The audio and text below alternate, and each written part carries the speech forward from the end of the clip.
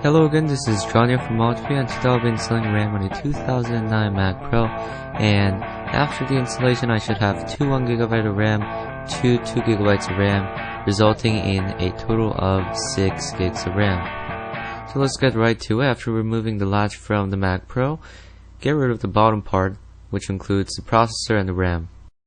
Now here is what you should get after removing the bottom part.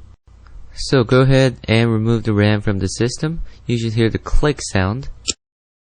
The RAM should come out easily, and if not, there's something wrong. Insert the new RAMs in a descending order, so in my case, I have two 2GB of RAM on the front and two 1GB of RAM on the back.